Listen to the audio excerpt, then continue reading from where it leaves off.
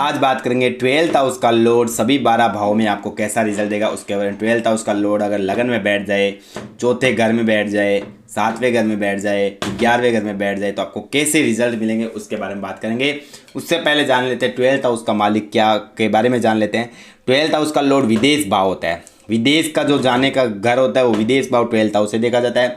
खर्च भाव, आपके खर्चे जो होते हैं, व्यय जो होते हैं वो 12th हाउस से देखे जाते हैं। इन्वेस्टमेंट मतलब आप कोई भी खर्चा करोगे इन्वेस्ट करोगे वो 12th हाउस से देखा जाता है। जेल भाव मतलब जेल की जो यात्रा होती है वो भी 12th हाउस। अगर पीड़ित हुआ 12th हाउस आपका, अगर मंगल राहु यहाँ पर बैठा हुआ या शनि राहु यहाँ बैठा हुआ या मंगल शनि बैठा हुआ तो आपको जेल यात्रा करवा सकता है। इस चीज़ का ध्यान रखना। पीड़ित होने पर, दो पाप ग्रह 12th हाउस में हो तो आपको, अगर गलत कार्य शनि यहाँ हुआ तो आपको मोक्ष दे सकता है, लेकिन शनि आपको जेल यात्रा भी करवा सकता है। इस चीज़ का ध्यान रखना।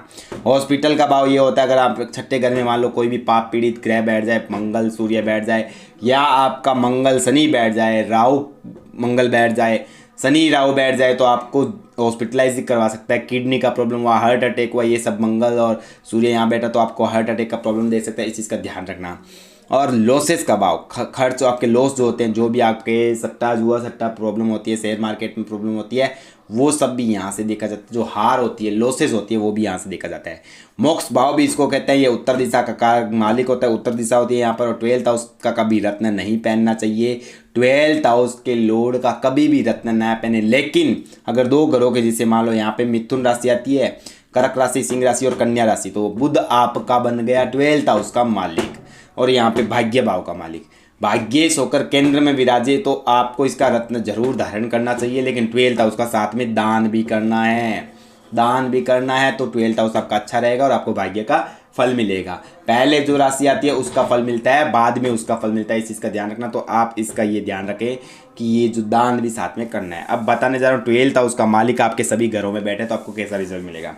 अगर व्यय भाव का मालिक, खर्च भाव का मालिक लगन में आ जाए, लगन में होने पर जातक अधिकतर विदेश में रहता है, विदेश से उसके संबंध में रहता है, अधिक धन खर्च करने वाला होता है। ऐसे जातक धन खर्च करने में कंजूसी नहीं करता है, बहुत ज़्यादा खर्चा उसके हाथ से होता है और हमेशा विदेश में तरक्की करता है, विदेश के योग बनते हैं। अगर राहु बैठ जाए या फिर 12th हाउस का लॉर्ड यहाँ पर बैठ जाए लगन में तो उसके विदेश से ही सारे आय होते हैं, सारे कार्य विदेश में होते हैं और विदेश अपने घर से दूर जाकर रहने वाला होता है। जातक अपने घर से दूर जाकर रहने वाला होता है। और बुध अथवा शनि वैस होकर तुला और कुंभ लगन में हो, बुध अगर आपका वेश होकर या शनि आपका वेश होकर तुला और कुंभ लगन में हो तो शुभ फलों की प्राप्ति होती है।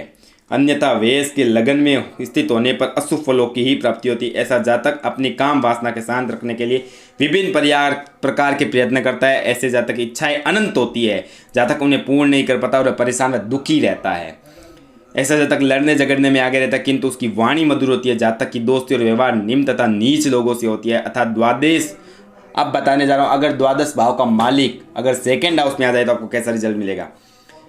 यदि आपका 12वें घर का मालिक सेकंड भाव में आ जाए तो उसके शत्रु काफ़ी ज़्यादा होते हैं। अगर नीच राशिगत हुआ तो उसके खर्चे काफ़ी ज़्यादा रहेंगे, कर्ज में आ सकता है, कर्ज में डूबा रहेगा, उसके पैसे कभी चुकता नहीं होंगे। यदि धन भाव में शनि वेश होकर नीच राशि में हो तो जातक बहुत ज़्यादा निर्धन होता है। ऐसे जातक को खाने के लिए भी बहुत प्रॉब्लम होती है, मतलब उसके शौक, भौतिक सुखों में कमी आ जाती है। अब बताने जा रहा हूँ धन भाव का मालिक अगर थर्ड हाउस में आ जाए तो आपको कैसा रिजल्ट मिलेगा। अगर जातक का धन भाव का मालिक, अगर वेश का मालिक आपका 12th हाउस का मालिक थर्ड हाउस में आ जाए तो जातक को बहुत ज़्यादा पराक्रम राजयोग, विदेश से काफ़ी ज़्यादा फायदे होते हैं, ट्रेवलिंग लाइन के काफ़ी ज़्यादा फायदे होते हैं, ट्रेवलिंग में जाकर काफ़ी ज़्यादा तरक्की करता है और अपने मित्र वर्ग में उसका थोड़ा बहुत मनमुटाव रहता है और छोटे भाई बहनों के सुख से दूर रहता है। ये छोटे भाई बहनों का थर्ड हाउस होता है और यहाँ 12th हाउस का लॉर्ड आ गया तो आपके छोटे भाई बहन जो भी होंगे उनसे आपकी दूरी बनी रहेगी। जहाँ तक के भाई बहन होते ही नहीं या फिर होंगे तो उनसे दूरी बनी रहेगी और मन मुटाव रहता है, लड़ाई झगड़ा होता है छोटे। जैसे आप 12th हाउस का मालिक है और आपका ये थर्ड हाउस में बैठ गया, आपको प्रॉपर्टी से रिलेटेड, क्योंकि ये अपने से 12th है और 12th हाउस का यहाँ पे आ गया तो प्रॉपर्टी से रिलेटेड आपके भाई से हमेशा लड़ाई झगड़ा होता रहेगा। इस चीज़ को आसानी से समझ लो। 12th हाउस का लॉर्ड थर्ड हाउस में आ जाए, ये आपका प्रॉपर्टी का लाइन, प्रॉपर्टी से ये 12th हाउस है तो यहाँ पर भाई से आपकी प्रॉपर्टी से रिलेटेड लड़ाई झगड़ा होने की संभावना ज़्यादा रहती है। अब बताने जा रहा हूँ, अगर चौथे भाव का मालिक आपका 12th हाउस का मालिक चौथे भाव में आ जाए तो आपको कैसा रिजल्ट मिलेगा। अगर चौथे भाव में आ जाता है तो आपको अगर शुभ है और बढ़िया है तो विदेश में प्रॉपर्टी के योग बनते हैं आपके।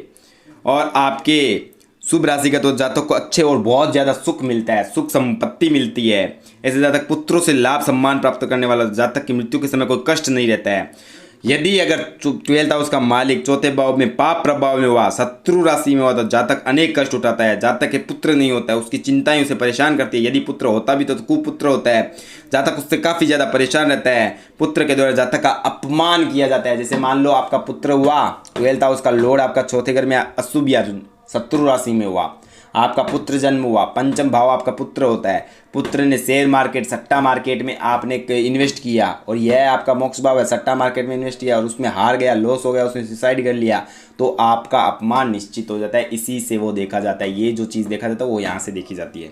अब बताने जा रहा हूँ, शुभ होने पर काफ़ी ज़्यादा पुत्रों से, आपके पुत्रों से बहुत ज़्यादा फायदा आपको मिलता है। विदेश में भी आपको घूमने का शौक पूरे होते हैं, लग्जरियस लाइफ मिलती है, आपके वाहन का सुख भी आपको मिलता है शुभ होने पर। अब बताने जा रहा हूँ, यदि पंचम स्थान में 12th हाउस आ जाए, 12th हाउस का लॉर्ड पंचम भाव में आ जाए तो आपको कैसा रिजल्ट मिलेगा।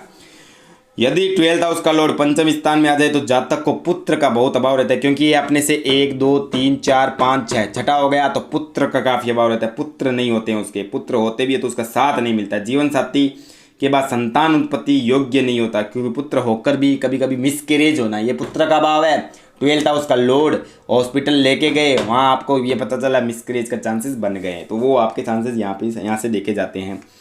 शत्रुवत व्यवहार पिता पुत्र की भी नहीं बनती। अगर पुत्र होता है तो उसके अपने पिता जो अगर होगा तो उसके साथ बनेगी नहीं, अगर लड़की होगी तो उसके अपने बेटे के साथ नहीं बनेगी। माँ का जो सुख होता है वो उसको अपने पुत्र से नहीं मिलेगा, ऐसा ज़्यादा। लेकिन धार्मिक विचारों के होते हैं, धर्म कर्म में काफ़ी ज़्यादा खर्च करता है, धर्म में बहुत ज़्यादा पैसा खर्च करता है और अपना नाम कमाता है, और काफ़ी ज़्यादा विदेश में भी जाकर बहुत अच्छे उसके राजयोग बनते हैं। विदेश से में आपके काफ़ी ज़्यादा राजयोग बनते हैं और वहाँ पे भी आप धन संपत्ति काफ़ी कमाते हो, क्योंकि ये विदेश भाव का मालिक, विदेश भाव का घर है।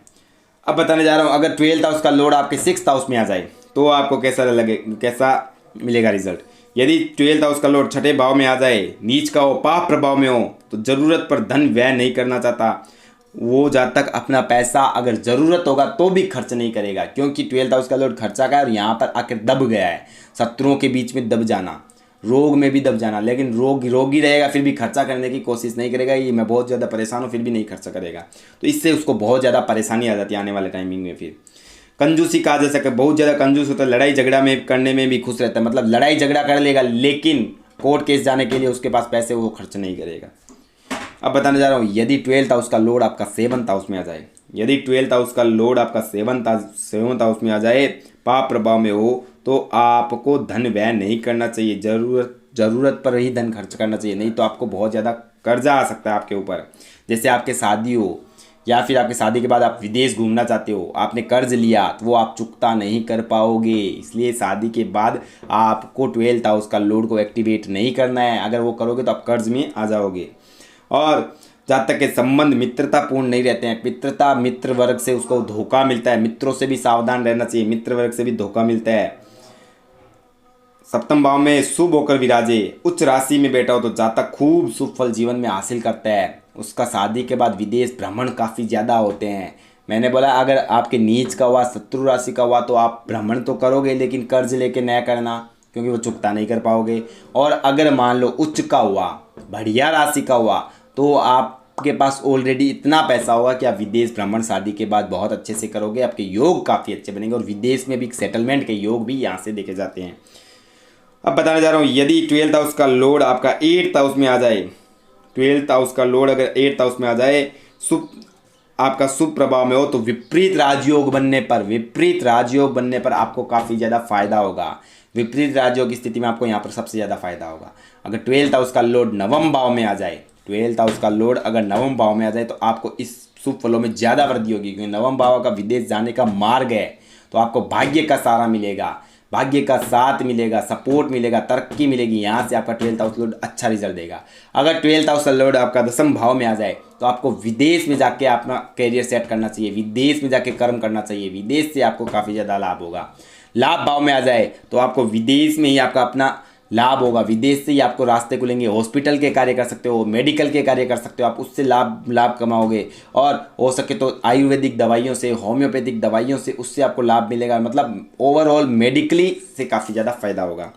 अगर दसम आपका 12th हाउस का लॉर्ड स्वयं स्वैगरी हो जाए तो आपको कैसा रिजल्ट देगा उसके बारे में बता रहा हूँ। जब 12th हाउस का लोग 12th हाउस में बैठा हो, स्वैगरी हो, विराजमान हो, शुभ फलों में जातक को काफ़ी ज़्यादा वृद्धि हो जाती है। ऐसा ज़्यादा कम बोलने वाला, शोरगुल आदि न करने वाला, शांत स्वभाव का होता है। इससे ज़्यादा गाँव तथा कस्बों को रहना पसंद करता है। जातक पशुपालक, खेती आदि करने वाला होता है, भूमि से लाभ प्राप्त करने वाला होता है। ऐसा जातक विचारवान, बुद्धिवान, वह कार्यशील होता है, बहुत मेहनत करने वाला होता है और अपने गांव में खेती करने वाला ज़्यादा पसंद करता है। खेती मतलब पंजाबी लोगों को देख सकते हो आप, खेती या तो पंजाब में ही रहेंगे या विदेश जाएंगे। आप पंजाब की कहानी 12th हाउस से जोड़ के देखिए, या तो पंजाब अपने गांव में रहेंगे या पढ़ने के लिए विदेश जाएंगे और विदेश में ही सेटल हो जाएंगे। तो 12th हाउस का लोड उन लोगों का, आप उन लोगों के ऊपर सेटल करके देखिए, ये आपके ऊपर भी लागू होता है ये नियम। तो ये चीज़ होता है, या तो आप खेती ज़्यादा करोगे या फिर आप विदेश जाकर ही ज़्यादा रहोगे। तो ये आपके 12th हाउस का लोड अगर 12th में हो तो ऐसा रिजल्ट देगा। और 12th हाउस का कभी आप रत्न ना पहने। अगर 2 घरों का मालिक हो, अच्छे शुभ स्थान में बैठा हो तो आप रत्न पहन सकते हो। उसका दान भी साथ में करना है, मंत्रों का जाप करना है, तभी आपको अच्छे रिजल्ट्स मिलेंगे। तो दोस्तों अब आने वाले हैं बहुत ही अच्छी सीरीज़, एक पूरी अच्छी सीरीज आ रही है, उस सीरीज़ को आप पूरा देखिएगा, बहुत शानदार, कि लग्न में आपके कैसे कैसे फल मिलेंगे। सूर्य हुआ तो कैसा फल मिलेगा, चंद्र हुआ तो कैसा फल मिलेगा, बुध हुआ तो कैसा फल मिलेगा, उसके बारे में बताने की जल्द से जल्द कोशिश करूँगा। धन्यवाद।